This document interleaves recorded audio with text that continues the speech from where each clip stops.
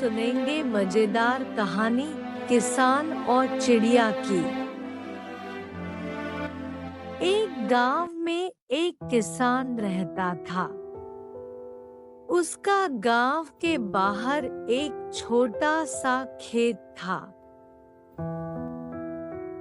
एक बार फसल बोने के कुछ दिनों बाद उसके खेत में चिड़िया ने घोंसला बना लिया, तो चिड़िया ने वहां 2 अंडे भी दे दिए। वे बड़े मजे से उस खेत में अपना जीवन गुजारने लगे। उन अंडों में से 2 छोटे छोटे बच्चे निकल आए। कुछ महीनों बाद फसल कटाई का समय आ गया। गांव के सभी किसान अपने खेतों की फसल की कटाई में लग गए। अब चिड़िया और उसके बच्चों का वह खेत छोड़कर नए स्थान पर जाने का समय आ गया था। एक दिन खेत में चिड़िया के बच्चों ने किसान को यह कहते सुना कि कल मैं फसल कटाई के लिए अपने पड़ोसी से पूछूंगा और उसे खेत में भेजूंगा।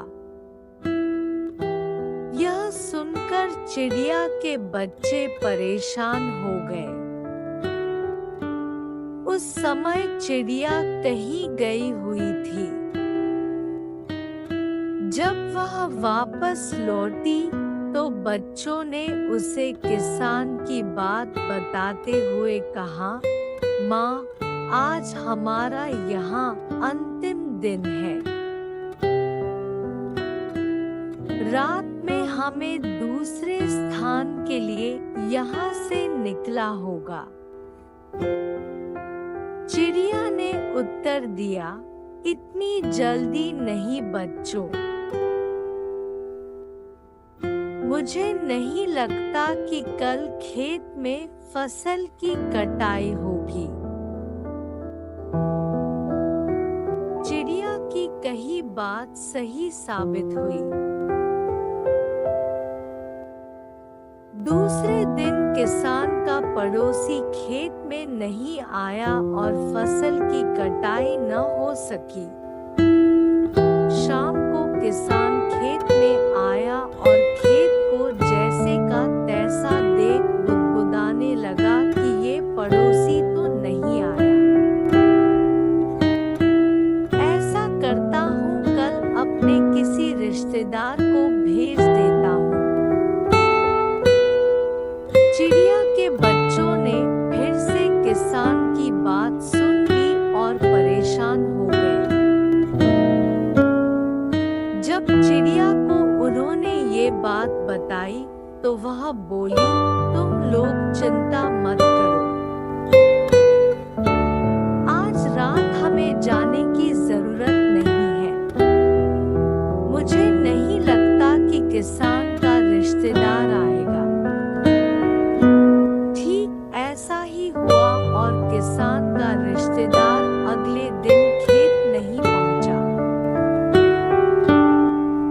चिड़िया के बच्चे हैरान थे कि उनकी माँ की हर बात सही हो रही है। अगली शाम किसान जब खेत आया तो खेत की वही स्थिति देख बुदबुदाने लगा कि ये लोग तो कहने के बाद भी कटाई के लिए आते नहीं हैं।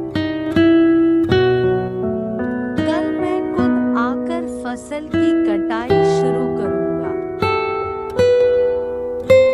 चिड़िया के बच्चों ने किसान की ये बात भी सुन ली। अपनी माँ को जब उन्होंने ये बताया तो वह बोली, बच्चों, अब समय आ गया है ये खेत छोड़ने का। हम आज रात ही ये खेत छोड़कर दूसरी जगह चले जाएंगे। दोनों बच्चे हैरान थे कि इस बार ऐसा क्या है जो माँ खेत छोड़ने को तैयार है। उन्होंने पूछा, तो चिड़िया बोली, बच्चों, पिछली 2 बार किसान कटाई के लिए दूसरों पर निर्भर था।